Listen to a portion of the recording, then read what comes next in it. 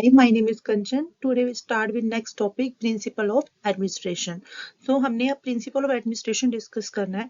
According to Henry Fayol, हमारे पास 14 principle administration के, ठीक है, जो कि हमने 1 to 1 discuss करना है. ठीक है, इसकी मैं आपको short form भी बताऊंगी किस तरह आप इसको learn कर सकते हो. 14 principle बहुत ही important examination point of topic है ये, और चाहे आप BSc, MSc किसी भी लेवल पे इस टॉपिक को लर्न करें या डिस्कस करें तो बहुत ही इंपॉर्टेंट है.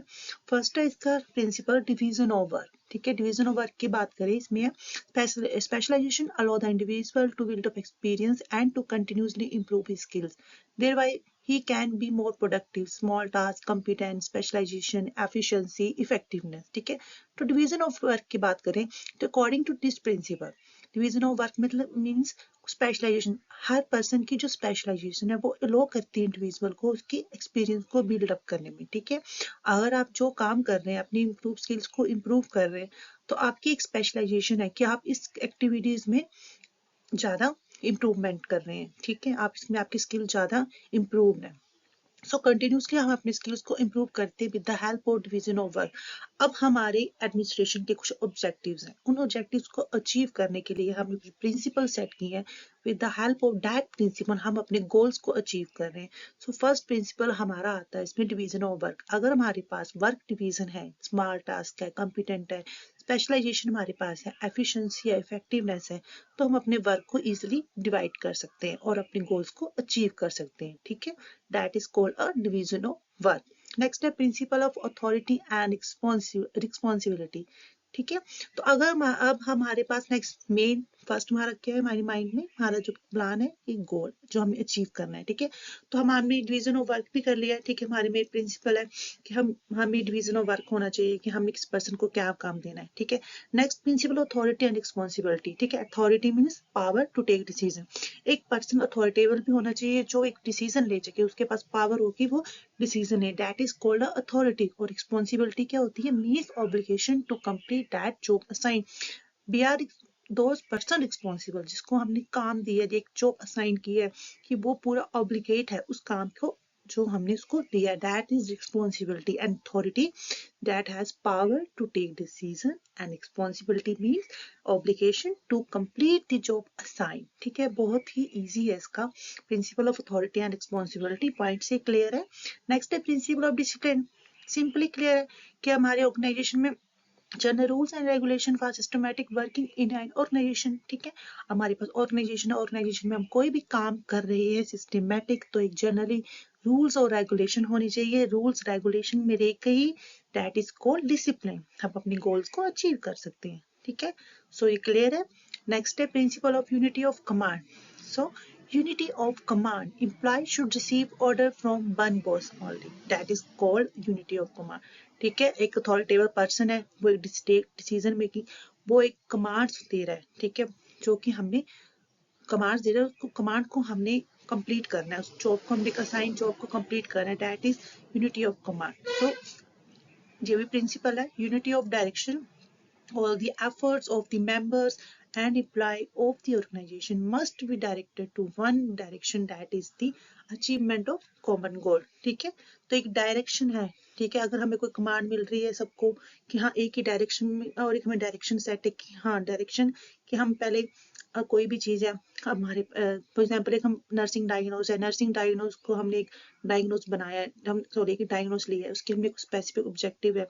ठीक है, गोल हमने किए हैं, जिसकी उसके आगे प्लानिंग करेंगे, इम्प्लीमेंटेशन करेंगे, फिर इवेल्युएशन करेंगे, फिर हमारा रैशनल आएगा. ठीक है, तो उसी तरह एक डायरेक्शन है, एक मतलब स्टेप बाय स्टेप हमें वो चीज करनी है. और जो भी मेंबर्स हैं यहाँ पे, एक ऑर्गेनाइजेशन है, उसने एक गोल है, उसको अचीव करने के लिए उन्होंने एक पूरी डायरेक्शन बनाई, एक एफर्ट. जो भी मेंबर्स हैं, एम्प्लॉयज हैं ऑर्गेनाइजेशन के, वो सारे एफर्ट लगा रहे हैं direction directed to one direction in the same direction, ताकि जो अचीवमेंट कर सके कॉमन गोल की. ठीक है, तो ये फर्स्ट 5 जो हमने प्रिंसिपल्स डिस्कस किए इसमें division of work, principle authority and responsibility, principle of discipline, principle of unity of command, unity of direction. ठीक है, अब जो नेक्स्ट हमारे पास 9 प्रिंसिपल रहेंगे हम नेक्स्ट स्लाइड में डिस्कस करेंगे. 6 हमारे पास प्रिंसिपल है sub coordination of individual interest to general interest. ठीक है, सो जो इन सब कोऑर्डिनेशन, अब जो हमारे पास जो मेंबर्स हैं वो काम जो कर रहे हैं, ठीक है, उन हर एक इंडिविजुअल का एक इंटरेस्ट है, हर एक इंडिविजुअल मतलब इंडिविजुअल हर एक पर्सन है, वर्कर है, उसका एक इंटरेस्ट है कि उसको कौन सी एक्टिविटीज में काम करना है, ठीक है, कौन सी डायरेक्शन में चल रहा है। तो उसमें आए सब coordination of individual interest to general interest of the organisation must supersede the interest of individual, ठीक है, कि अगर आपका कोई भी जो इंडिविजुअल है वो आपके जो ग्रुप में काम कर रहा है उसका जो जनरल इंटरेस्ट है वो बहुत ही मस्ट सुपरसाइड होना चाहिए, तभी वो ऑर्गेनाइजेशन गोल को अचीव कर सकते हैं, ठीक है। अब जैसे फॉर एग्जांपल आपकी कोई एक्टिविटी है, अगर आपको उसके अकॉर्डिंग गोल दिया गया है तो आप उसको इजीली अचीव कर सकते हैं, क्योंकि आपका जो इंडिविजुअल इंटरेस्ट जो है जनरल इंटरेस्ट रहेगा उस चीज में। लेकिन आपकी जो एक्टिविटी आपके वर्क के अकॉर्डिंग नहीं है, उसके अपोजिट है, तो आप उस गोल को प्रॉपर नहीं कर पाएंगे, अचीव नहीं कर पाएंगे, आपका इंटरेस्ट जो है वो individual interest to general interest नहीं रहेगा। तो इस मस्ट इम्पोर्टेंट है कि ऑर्गेनाइजेशन के लिए जो इंडिविजुअल इंटरेस्ट होना चाहिए to general interest, okay.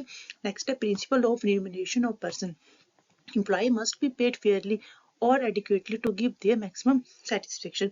So principal remuneration of person मतलब according to their person ability, capability और एक्सपीरियंस, उसको जो है हमें मैक्सिमम जो है सेटिस्फेक्शन प्रोवाइड करनी है। एम्प्लॉय मस्ट पेड फेयरली और adequately to give their maximum satisfaction, that is principle of remuneration of person.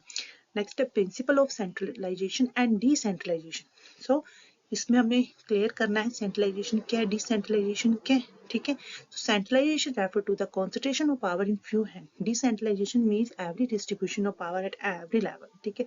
तो centralization means top level to lower level, ठीक है, और सेंट्रलाइजेशन में lower level to upper level, ठीक है। इसमें जो सेंट्रलाइजेशन में जो पावर है फ्यू पर्सन के अंदर है जो कि हर चीज के डिसीजन मेकिंग ले रहे हैं, वर्क कंडीशन कर रहे हैं।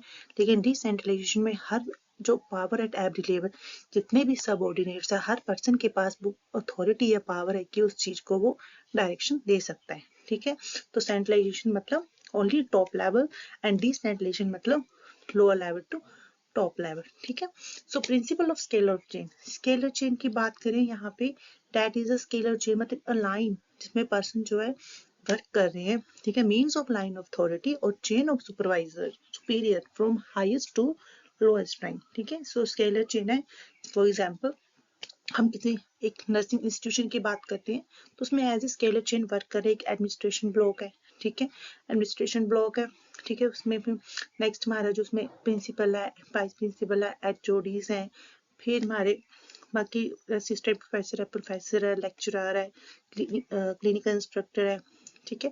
तो these are the scalar chain जो कि हम बात करते हैं हाईएस्ट टू लोअर रैंक, ठीक है, जो जिस तरह वर्क काम करते that is line of authority, कि किस तरह अथॉरिटी काम करती है एक लेन ऑफ चेन में, स्केलर चेन में, लाइन ऑफ अथॉरिटी में, अपर टू लोअर लाइन, ठीक है। तो आपने स्केलर चेन से याद रखना है हाईएस्ट टू लोअर रैंक, ठीक है। नेक्स्ट है प्रिंसिपल ऑफ ऑर्डर, ठीक है। तो principle of order refer to the orderly arrangement of man and material, a fixed place for everything and everyone in the organization, ठीक है। तो कोई प्रिंसिपल ऑर्गेनाइजेशन कोई भी ऑर्गेनाइजेशन है उसमें हर पर्सन की एक सिस्टमैटिक पोजीशन है, फिक्स्ड पोजीशन है, उसको अरेंज कर किया जाता है, जैसे कि हम स्केलर चेन की बात कर रहे हैं कि ऑर्डरली अरेंज है कि किस पर्सन को किस तरह उसकी अथॉरिटी है, रिस्पॉन्सिबिलिटी है और उसकी एक फिक्स्ड प्लेस है, ठीक है, क्लियर है। नेक्स्ट है principle of equity, principle equity, equity मतलब मीन्स इक्वलिटी, ठीक है, जो हम इक्विटी की बात कर रहे हैं, equity fair and just treatment to the employ, ठीक है, कि हर जो पर्सन है एम्प्लॉयर है, ठीक है, एम्प्लॉय और एम्प्लॉयर जो भी हैं किसी ऑर्गेनाइजेशन में काम कर रहे हैं उनको एक इक्विटी होना बहुत जरूरी है, that is main principle of administration. Next है stability of tenure personnel, so stability or tenure persona means stability or tenure persona no frequent termination or transfer, ठीक है। स्टेबिलिटी मतलब किसी एक पोजीशन है वहां पे हम स्टेबल है, ठीक है। टेन्योर पर्सोना मतलब मीन्स कह सकते हैं कि एक पर्सन है जो वर्किंग एक ऑर्गेनाइजेशन में कोई वर्किंग इन्वायरमेंट में एक पर्सन है उसकी उतना स्टेबल है वो कि उसको अपनी स्टेबिलिटी होनी चाहिए, उस पर्सन की कोई हम फ्रिक्वेंट उसकी कोई टर्मिनेशन मतलब उसको टर्मिनेट नहीं कर रहे, ना ही उसका ट्रांसफर कर रहे हैं, that is stability of personnel, ठीक है। तो इतना हमने अपना मेन प्रिंसिपल ये भी हमने याद रखना कि उस पर्सन की स्टेबिलिटी ऑफ टेन्योर रे, ठीक है, पर्सोनल की। नेक्स्ट है प्रिंसिपल ऑफ इनिशिएटिव, हमें सब इनिशिएटिव भी देने, इनिशिएटिव मतलब गिव सम opportunities, ठीक है। So principle of initiative employee must give an opportunity to take some initiative in making and executing a plan. So हमने ये भी अपने एडमिनिस्ट्रेशन में ध्यान रखना है एज ए प्रिंसिपल कि हर एम्प्लॉयमेंट को एक इनिशिएट मिले, कि उसको अपॉर्चुनिटी मिले कि वो इनिशिएट कर सके, अपने अपने आइडियाज को प्रेजेंट कर सके। That is principle of initiative. Principle of esprit de corps. So जो esprit de corps is the French word, ठीक है, ये फ्रेंच वर्ड से लिया गया है स्पिरिट द कॉर्प्स। इसका मीनिंग है यूनियन इन स्ट्रेंथ। सो इसमें इसका फ्रेंच वर्ड है इंस्पिरिट द कॉर्प्स, इसका मीनिंग है यहाँ पे यूनियन इन स्ट्रेंथ, कि हम कोई भी काम कर रहे हैं, ठीक है, तो यूनिटी होना बहुत जरूरी है। यूनिटी मीन्स यूनियन, ठीक है। अगर आपकी यूनियनिटी है तो आपकी यूनियन में स्ट्रेंथ है और अपने गोल्स को अचीव कर सकते हैं। तो these are the 14 principle according to Henri Fayol, जो कि हमें माइंड में रखने हैं, ठीक है, कि कोई भी ऑर्गेनाइजेशन जब रन कर रही है तो these are the important principle जो कि माइंड में रख के हमने अपने ऑब्जेक्टिव्स को इजीली अचीव कर सकते हैं, ठीक है। ये आगे हमारी मेन प्रिंसिपल। अगर और हमारे पास अकॉर्डिंग टू फाइनल भी कुछ प्रिंसिपल एडमिनिस्ट्रेशन के, ठीक है। तो अगर जब भी आपको अगर अकॉर्डिंग टू राइटर नेम अगर आपके पास प्रिंसिपल आ रहे हैं, ठीक है, अगर आपके पास सिंपल क्वेश्चन आ रहा है प्रिंसिपल ऑफ एडमिनिस्ट्रेशन, तो आप easily according to Henri Fayol ही अटेम्प्ट करेंगे, जो कि 14 प्रिंसिपल है। लेकिन अगर आपके पास इस तरह से भी आ रहा है कि according to final principle of administration आपने लिखने हैं, तो उसके लिए आप फिर ये वाले जो प्रिंसिपल है आप ये इसमें कर सकते हैं, ठीक है। तो ये भी इम्पोर्टेंट्स है, इम्पोर्टेंट प्रिंसिपल है कुछ, ये आपने याद रखने हैं, ठीक है। तो हमारे पास यहाँ पे फर्स्ट प्रिंसिपल आता है, जिसे हम बोल सकते हैं oneness, specialism and the whole, hierarchy and regimentation, morale, bureaucracy, self administration, ठीक है। तो अकॉर्डिंग टू फेनर हम फर्स्ट प्रिंसिपल की बात करते हैं, प्रिंसिपल ऑफ वननेस, ठीक है। तो वननेस मीन्स, वननेस का मतलब है कि एक पर्सन जो, वननेस मतलब लीडरशिप कह सकते हैं यहाँ पे, क्योंकि पर्सन है वो इतना एक मतलब एक ही पर्सन है जो इतना अपने आप में उसके अंदर इतनी इंपॉर्टेंट स्किल्स है कि वो सारी एक्टिविटीज को, ठीक है, वो एग्रीगेट कर सकता है, कंप्लीट कर सकता है, ठीक है। मतलब एक सिंगल एग्जीक्यूटिव है, ठीक है, वो नंबर ऑफ एक्टिविटीज कर सकता है, कलेक्टिवली एडमिनिस्ट्रेटिव बॉडीज जो है कर सकता है, वो एक अल्टीमेट डिसीजन ले सकता है, ठीक है। तो that is called oneness. Oneness को इम्प्लाइज किया, दैट इज पर्सोनल भी हो सकता है, वो पर्सोनल आर दी मेंबर्स, ठीक है।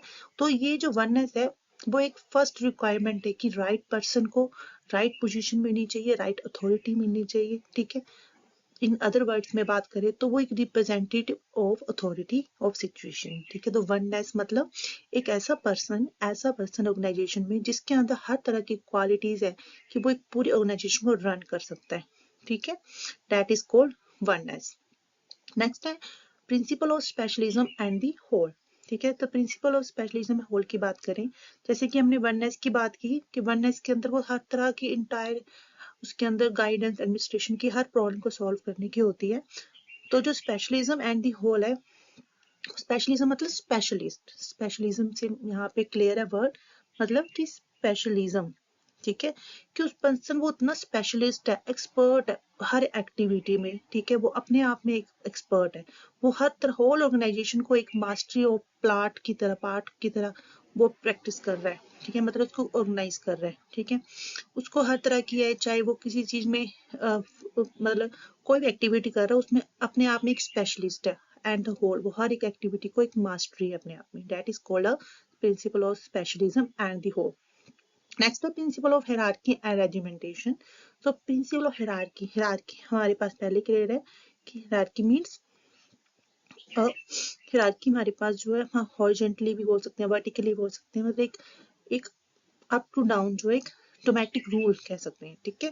तो इसमें जो कोई भी फंक्शन है, hierarchy means denote to authority that coming downward from the above, ठीक है, that is called hierarchy and regimentation की बात करें हम, that regimentation mean इसमें पर्सन जो इतना ओबिडेंस है, ठीक है, मतलब कि वो सारी एक्टिविटीज को प्रॉपर जो है फुलफिल कर रहा है, इतने स्पेशलिस्ट है, रेजिमेंटेशन है, चाहे वो वर्टिकली या हॉरिजेंटली बात करें उसकी, ठीक है, चाहे वर्टिकली लाइन ऑफ अथॉरिटी की बात करें, हॉरिजेंटली बात करें, होल ऑर्गेनाइजेशन जो है उसके अंदर वो एक पूरे प्रोफेक्टली काम कर सकता है, that is hierarchy and regimentation, ठीक है। नेक्स्ट है प्रिंसिपल ऑफ मॉरल। तो मॉरल एक स्पिरिट एक्टिव डिनोशंस कह सकते हैं, जिसमें पर्सन जो है एक कॉमन पर्पस के लिए काम करता है। मॉरल मतलब एक पर्सन की एक कोई भी पर्सन है, वो सारे जो है प्रॉपर एक्टिविटीज जो कर रहे हैं, ग्रुप ऑफ पर्सन एक्टिविटीज कर रहे हैं कॉमन पर्पस को अचीव करने के लिए, ठीक है। उसमें पर्सन की हर तरह की उसकी एक्टिविटीज हैं, चाहे उसकी वर्किंग आवर्स हैं, रूटीन्स हैं, उसकी डिमांड्स हैं, ठीक है, हर चीज में आती है प्रिंसिपल ऑफ मॉरल के अंदर, ठीक है। नेक्स्ट हमारा प्रिंसिपल ऑफ ब्यूरेसी। ब्यूरेसी नेम से क्लियर है, इसे ब्यूरेसी को हम डिफाइन कर सकते हैं कि मतलब एक पर्सन के अंदर इतनी उसके अंदर एक कैपेबिलिटी होती है, वो अपने आप को इतना क्रिएट करता है कि वो अपने ऑब्जेक्टिव को, जो उसका गोल है, उसको वो अचीव करके ही रखता है, ठीक है। उसको होता है कि मैं ये ब्यूरेसी मतलब उसको अपने आप में वो अपने आप को उस चीज का पार्ट मान लेता है कि अगर मेरा ये गोल ऑर्गेनाइजेशन का, हाँ तो ये मेरा ही एक पार्ट है, इसको मैंने करना है, और उसमें उसको इतना इंटरेस्ट हो जाता है, दैट इज कॉल्ड ब्यूरेसी, ठीक है। उसको अपने आप को ही वो मतलब पर्सन वो अपने आप को इतना वो कर लेता है कि हाँ जो ये मेरा मेन गोल है, इसको मैंने अचीव करना ही है, उसमें वो अपने आप की अपनी एक स्पिरिट लगा देता है, अपना कोऑपरेशन पूरा लगा देता है, अपने आप को इतना फॉल कर देता है अपनी एक्टिविटीज को कि हाँ मुझे मेन जो है अपने जो मुझे असाइन किया वर्क वो ही मुझे कंप्लीट करना है, दैट इज कॉल्ड अ ब्यूरेसी। सो अपने आप को मतलब वो अपनी पर्सनैलिटी इस तरह डेवलप कर लेता है। Bureaucracy means the person develop the personality as they show as in natural condition environment, ठीक है। so next the principle of self administration person same self administration, इसमें पर्सन खुद को ही अपने आप को ही सेल्फ एडमिनिस्ट्रेशन से स्टार्ट कर रहा है, जिसमें वो पर्सन अपने आप में इतना पैसिव है, मतलब इनकॉम्पिटेंट है कि उसको हर जो कोई भी किसी का कोई भी काम कर रहा है, वो किसी भी कोई भी वर्किंग इन्वायरमेंट में है, ठीक है, वो अपने मेंटली और फिजिकली अपने आप को इतना प्रिपेयर कर रहा है कि वो हर चीज को उसे कंप्लीट करना है, ठीक है। वो अपने आप को सेल्फ एडमिनिस्ट्रेशन है, अपने आप को ही डायरेक्शन दे रहा है, अपने अपने ही उसके रूल्स हैं कि हाँ मेरे जो एक्टिविटीज है, मेरा जो ऑर्गेनाइजेशन का गोल है, मुझे उसको अचीव करना है, ठीक है। टू अकॉर्डिंग टू फिनर एक जो पर्सन है वो वननेस है, प्रिंसिपल ऑफ वन, मतलब अकॉर्डिंग टू फिनर प्रिंसिपल की बात करें एडमिनिस्ट्रेशन की, कोई पर्सन वो अपने आप में वननेस होना चाहिए, उसको अपने अंदर इतनी कैपेबिलिटी होनी चाहिए कि हर तरह का काम कर सके, स्पेशलिज्म होनी चाहिए, मतलब स्पेशलिस्टी होनी चाहिए, एंड द होल अपने आप में पूरा वो कलेक्टिवली होना चाहिए, हायरार्की होना चाहिए और रेजिमेंटेशन होना चाहिए। कोई भी जो वर्क कर रहा है वो हायरार्की मैनर में करना चाहिए, रेजिमेंटेशन मैनर में करना चाहिए, अपना वो मॉरल होना चाहिए, मतलब उसके अंदर स्पिरिट होनी चाहिए, ठीक है, कि अपनी वो एक्टिविटी को मॉरल एक्टिविटीज जो भी कंप्लीट कर रहा है, ब्यूरेसी होनी चाहिए और अपने आप को एक सेल्फ एडमिनिस्ट्रेशन प्रेजेंट करना चाहिए, ठीक है। तो हमारे पास ये प्रिंसिपल ऑफ एडमिनिस्ट्रेशन थे, ठीक है, जो हमने पढ़े हैं, जो पहले हमने पढ़े अकॉर्डिंग हेनरी फ्योर्ड, और नेक्स्ट डे हमारा आ गया अकॉर्डिंग टू फिनर, ठीक है। Hope you like this video और अंडरस्टैंड दिस वीडियो। अगर कोई भी आपको नेक्स्ट वीडियो में हम इसकी स्कोप करेंगे क्लियर, और कुछ भी आपको इसमें प्रॉब्लम होगी तो आप डिस्कस कर सकते हैं। Thank you.